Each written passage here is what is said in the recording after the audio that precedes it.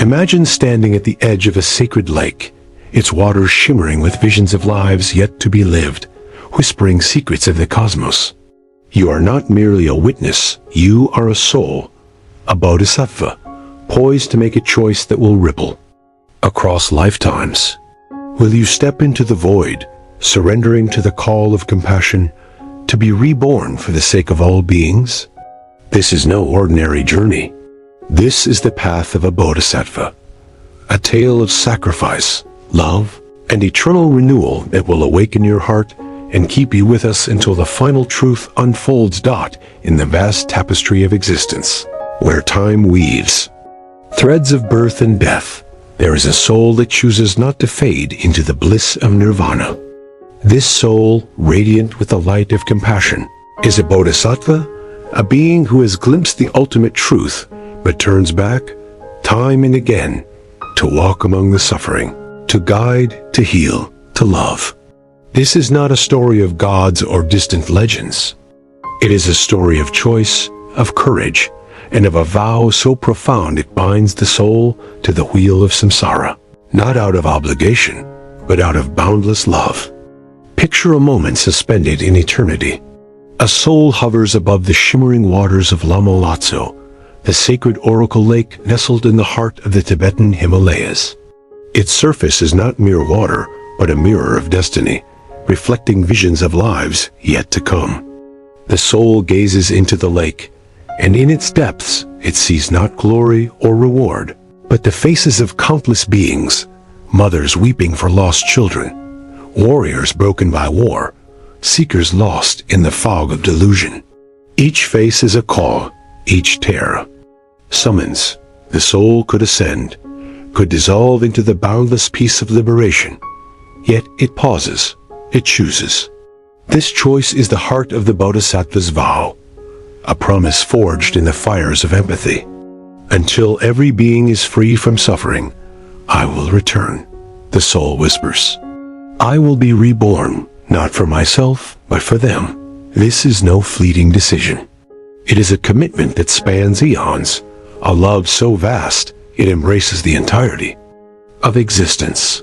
In this moment, the soul becomes a bodhisattva, a warrior of compassion whose every incarnation is a deliberate act of salvation. Let us step into the first life of this bodhisattva, a journey that begins not in grandeur, but in the quiet simplicity of a village in ancient India. Centuries before the Common Era, the soul is reborn as Amara, a young girl born to a potter's family in a dusty hamlet near the Ganges. Her hands, small and calloused, shape clay under the scorching sun, her life one of toil and anonymity. Yet within her burns a spark of something greater, a knowing that defies her humble circumstances. Amara feels the weight of others' suffering, as if it were her own. When a neighbor's child falls ill, she sits by their side, offering not just herbs, but a presence that soothes the mother's fear. When a traveler collapses at the village's edge, parched and weary, Amara shares her family's meager water, her smile a balm to his despair. These acts seem small, yet they are the first threads of a tapestry that will span lifetimes. Amara does not know she is a bodhisattva, nor does she seek recognition. She acts from an instinct deeper than thought, a pull toward kindness that feels as natural as breathing. But the village notices. They whisper of her gentle heart, of the way her presence seems to lighten their burdens. Unbeknownst to Amara, her actions plant seeds of hope, ripples that will touch lives far beyond her own. One evening, as the sun dips below the horizon, painting the Ganges in hues of gold and crimson, Amara sits by the riverbank, her heart heavy with questions. Why does suffering cling so tightly to the world? Why do the innocent weep while the cruel prosper? In her solitude, a wandering monk approaches, his robes tattered, but his eyes alight with wisdom. He speaks to her of the Dharma, of the cycle of birth and death, and of the possibility of liberation. But he also speaks of something greater, a path not just to escape suffering, but to transform it. There are those, he says, who choose to stay, to guide others to the shore of awakening. They are the Bodhisattvas, the ones who see the pain of the world and say, "I will not abandon you." Amara's heart stirs. A monk's words are like a key turning in a lock she did not know existed. That night, beneath a canopy of stars, she makes a silent vow, not yet the eternal vow of a bodhisattva, but a seed of it. "If I can ease even one heart's pain," she whispers, "my life will have meaning." This moment marks the beginning of her journey, a single step that will echo through countless lives. But the path of a bodhisattva is not without trial. As Amara grows, her village is struck by drought. The Ganges shrinks, crops wither, and hunger gnaws at every home. Amara, now a young woman, watches her family weaken, their faces gaunt with despair. Yet she does not succumb to hopelessness. She organizes the villagers to share what little they have, teaching them to dig deeper wells, to ration food, to hold each other up. Her leadership is not born of authority, but of love, a quiet strength that inspires even the most broken to persevere. One night, a child in the village, too weak to survive the famine, dies in Amara's arms. Her grief is a chasm, a wound that threatens to swallow her. Yet in that moment, something shifts. Holding the child's lifeless body, she feels not only sorrow, but a fierce resolve. "I will not let this be the end," she vows. "I will return again and again until no child dies in such pain." This is the moment her soul crosses a threshold. The vow she makes is no longer just for her village, her time, her life. It is for all beings, across all time.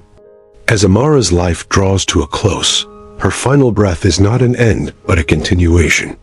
The soul rises once more, returning to the edge of Lamolatsu. The lake reflects not just her past life, but the countless lives to come. The Bodhisattva sees the faces of those she helped, those she could not save, and those she has yet to meet. The vow, now eternal, binds her to the cycle of rebirth, not as a prisoner, but as a willing guide. This is the essence of the Bodhisattva's journey, a choice to return, to live, to suffer, and to love, all for the sake of others. In this first life, Amara's story is but a whisper of what is to come. Yet it carries a truth that resonates. In your heart, a truth that asks, what would you give for the sake of another?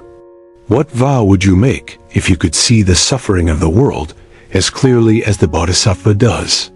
As we pause here, at the edge of Amara's first life, let this question linger. The journey is far from over. In the next chapter, we will follow the Bodhisattva into a new incarnation, where the vow is tested amidst the chaos of war and the lure of power. Stay with us, for this is not just a story, it is a mirror, reflecting the potential for compassion within us all. What would you do if the world demanded you choose between your own peace and the salvation of others?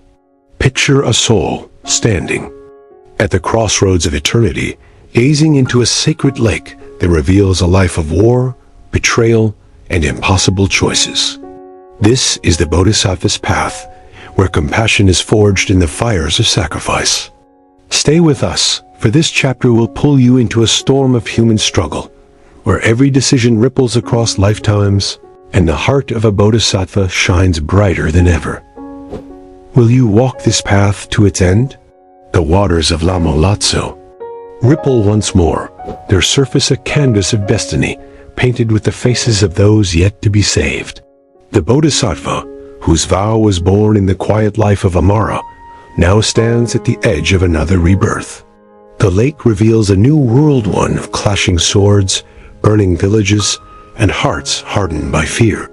This is no gentle village by the Ganges, but a land torn by conflict, where the soul must navigate the chaos of human ambition to fulfill its eternal promise. The Bodhisattva chooses again, stepping into the stream of samsara, reborn as Kale, a young warrior in a kingdom on the brink of collapse, dotted as the 7th century. In a rugged landscape where mountains loom like silent judges over warring tribes. Kale is born into a clan of fighters, his hands destined to wield a blade, his life shaped by the code of loyalty and vengeance. Yet, even as a child, Kale is different. His eyes carry a depth that unsettles his kin, a quiet knowing, a flicker of the Bodhisattva's vow carried from Amara's life. While his brothers train for battle, Kale lingers at the edges of the camp, tending to the wounded, listening to the elders' tales of loss, and watching the stars as if they hold answers to questions he cannot yet name. The kingdom is fracturing. Rival clans vie for power, and Kale's tribe is caught in a brutal war over a fertile valley that could end their hunger. As a young man, Kale is thrust into the heart of battle, his skill with the sword unmatched, his courage undeniable. Yet, each victory leaves him hollow.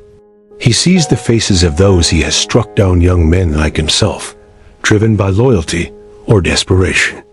He hears the cries of widows and orphans left in the wake of his clan's triumphs. The weight of suffering presses against his heart, stirring memories of a vow made long ago in another life by a girl named Amara, one night after a battle. That leaves the valley soaked in blood. Kale sits alone by a dying fire. His hands tremble, stained with the day's violence. In the silence, a vision comes not from the lake of Lamo Lazzo, but from within. He sees Amara, her gentle hands shaping clay, her vow to ease suffering. He feels the thread of her promise, woven into his soul. "This is not my path," he whispers, though the words feel like treason to his clan. The Bodhisattva within him stirs, urging him to find another way, a way to break the cycle of violence, to heal rather than harm. Kale's moment of truth comes when his clan plans a raid on a rival village, one weakened by famine and defenseless against attack. The elders speak of glory, of securing the valley for generations. But Kale sees only the faces of those who will suffer, children who will lose fathers, mothers who will lose hope. He stands before his clan, his voice steady, but his heart pounding. "There is no honor in this," he says. "We fight for land, but we sow only pain. Let us seek peace, instead share the valley, not claim it." His words are met with scorn, then rage. His own brother Torn calls him a coward, a traitor to their blood. The clan moves forward with the raid, and Kale faces an agonizing choice: to fight alongside his kin, betraying his vow, or to stand against them, risking exile or death. In the dead of night, he slips into the rival village, not with a sword, but with a warning. He speaks to their leader, an old woman named Sura, whose eyes mirror the same depth he carries. "Flee," he tells her. "Take your people to the hills before dawn. I will do what I can to stop this." Sura, seeing the truth in his gaze, trusts him. Her village escapes, but Kale's betrayal is discovered. Bound and brought before his clan, Kale faces judgment. Torin, his brother, demands his death, his voice thick with anguish. "You've shamed us," he cries. "You've chosen strangers over your own blood." Kale, bruised and bleeding, looks into his brother's eyes. "I chose life," he says softly, "not just theirs, but ours.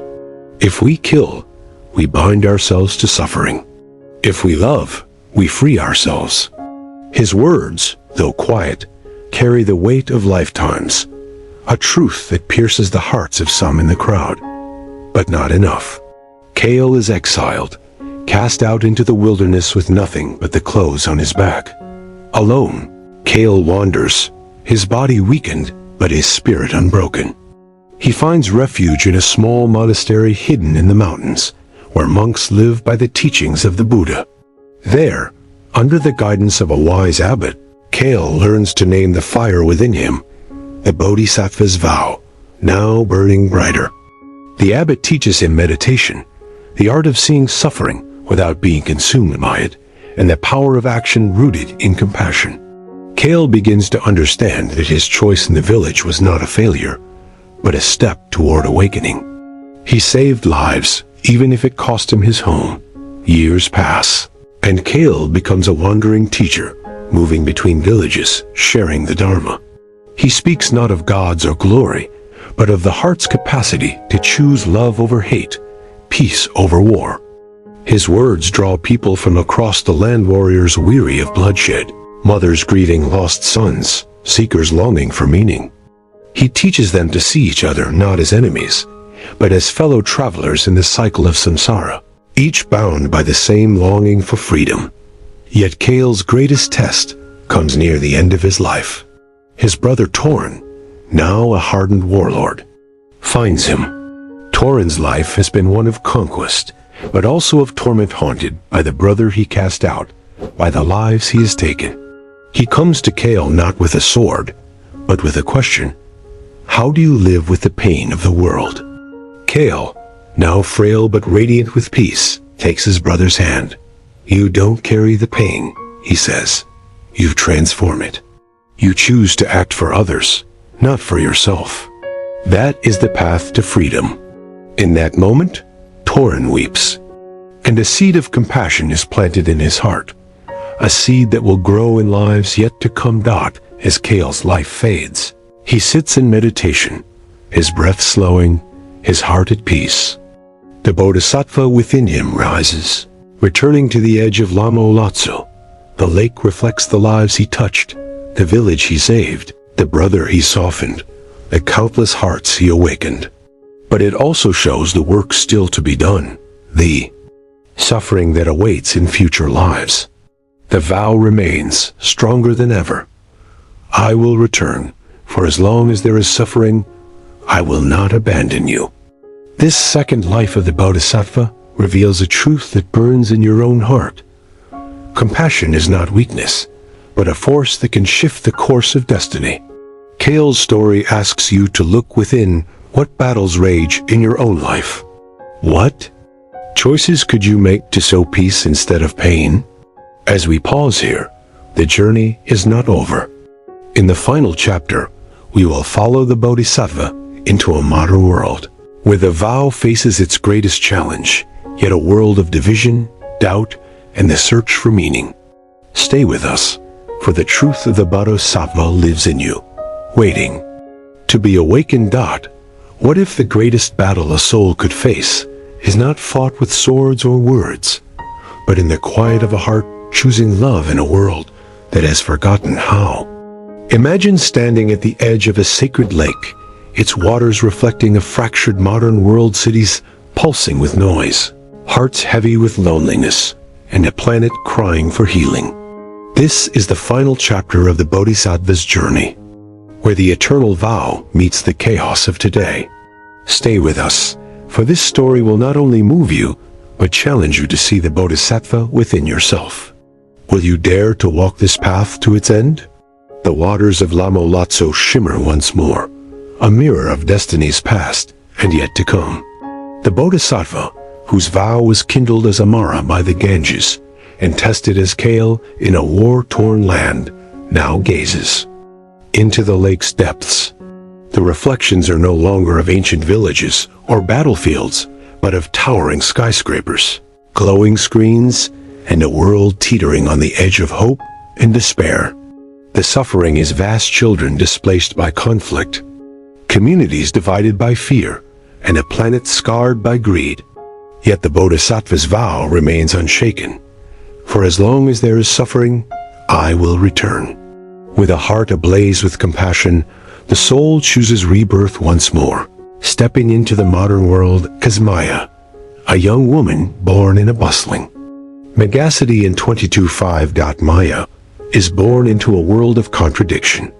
Her city hums with innovation, self-driving cars, AI assistants, and neon-lit dreams, but beneath the surface lies a deeper hunger. People rush past each other, connected by devices, yet disconnected from their hearts. Maya grows up in a modest apartment, her parents immigrants, struggling to carve out a life in a society that values wealth over wisdom. From a young age, she feels a restlessness, a sense that her life is meant for more than the grind of survival. Her dreams are haunted by glimpses of other lives, Amara's gentle hands shaping clay, Kale's courage in the face of exile, though she cannot name them. The Bodhisattva's vow pulses within her, a quiet call to awaken. As a teenager, Maya witnesses the fractures of her world firsthand. Her neighborhood is a microcosm of division, families divided by politics, faiths pitted against one another, and the poor overlooked by the powerful. One day, she sees a young boy, no older than 10, scavenging for food in an alley. His eyes, hollow with hunger, pierce her soul. She gives him her lunch, but the act feels insufficient. That night, staring out her window at the city's flickering skyline, Maya feels a question rise within her. How can I change this? How can one person heal a world so broken? The question is not new. It echoes the vows of Amara and Kalebot. In this life, it carries the weight of a globalized, interconnected age. Maya's journey begins not with grand gestures, but with small, deliberate acts. She volunteers at a local shelter, listening to the stories of the displaced and forgotten. She organizes community gardens, teaching children to plant seeds in concrete jungles, showing them that life can grow even in the hardest places. Her presence, like Amara's and Kale's, is a quiet force, drawing people together. But the modern world is relentless. Social media amplifies division, algorithms feed anger, and the noise of outrage drowns out voices of compassion. Maya feels the pull of despair, the temptation to retreat into her own small life. Yet the Bodhisattva within her refuses to yield. A turning point comes when Maya, now in her 20s, encounters a crisis that tests her vow to its core. A wave of climate-driven floods devastates her city, displacing thousands and exposing the inequities of her society. The wealthy flee to safety, while the poor are left to drown literally and figuratively. Maya, working with a grassroots relief group, wades through flooded streets to deliver supplies, her heart breaking at the sight of families clinging to rooftops, their lives reduced to what they can carry.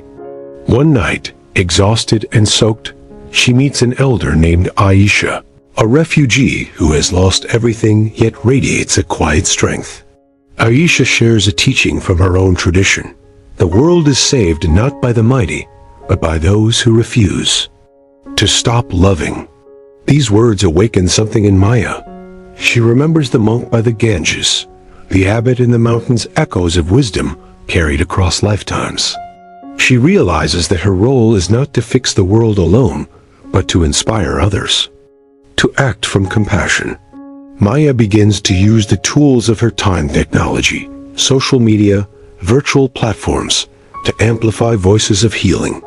She creates a digital space called the Lotus Network, where people share stories of kindness, solutions to suffering, and visions for a better world. The platform grows, connecting activists, artists, and ordinary people across continents.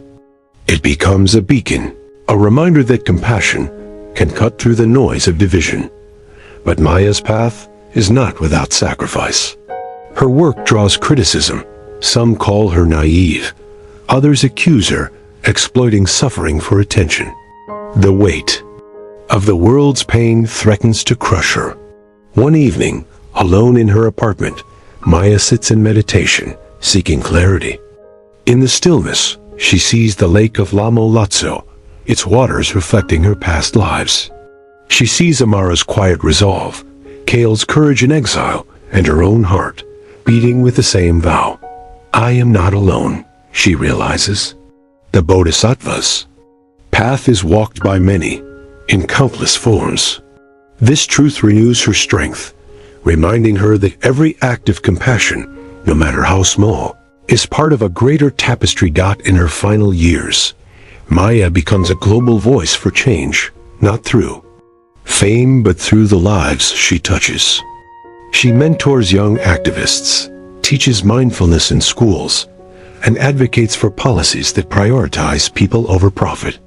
Her work inspires a movement, a ripple effect that reaches far beyond her city. As her life nears its end, Maya sits by.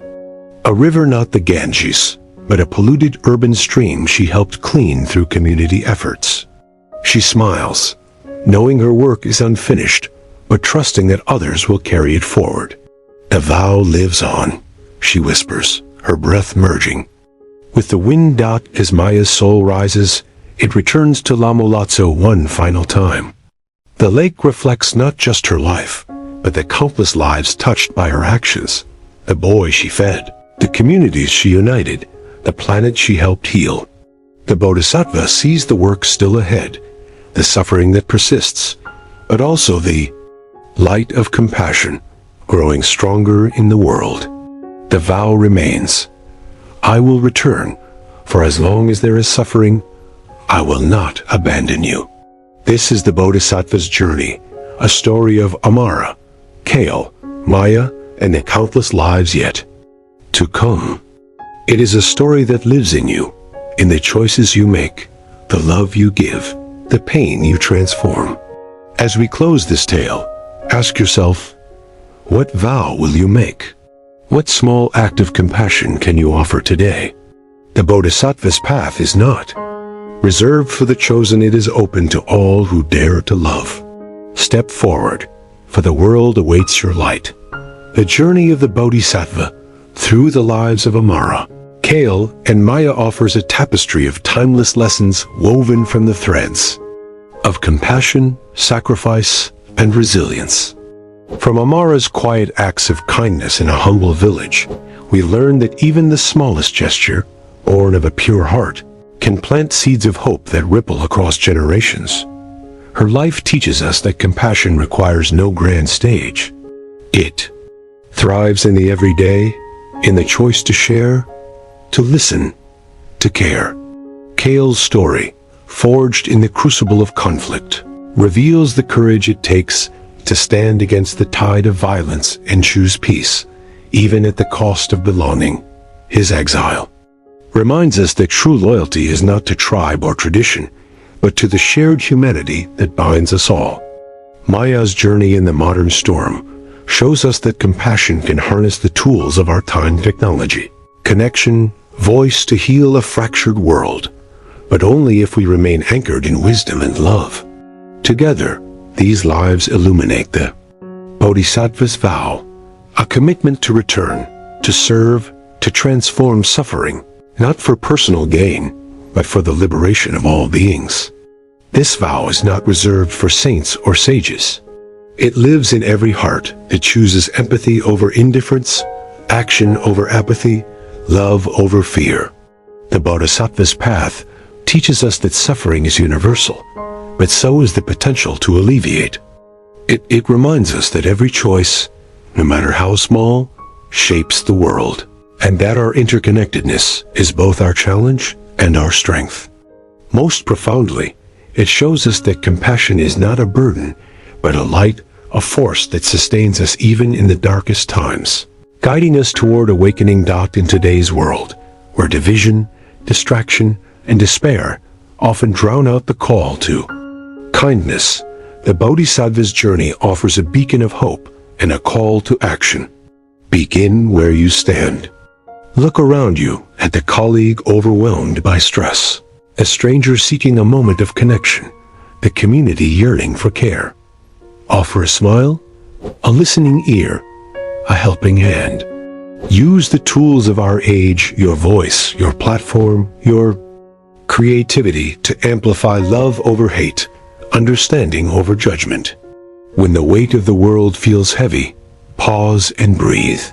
Find stillness in meditation or reflection to reconnect with your inner vow to do good.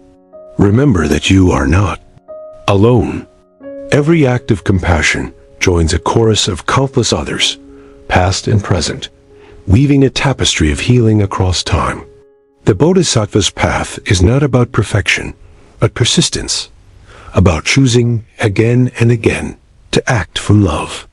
So, step forward today. Make your vow, however small, and let it guide you. The world is waiting for your light, and in giving it, you will find your own.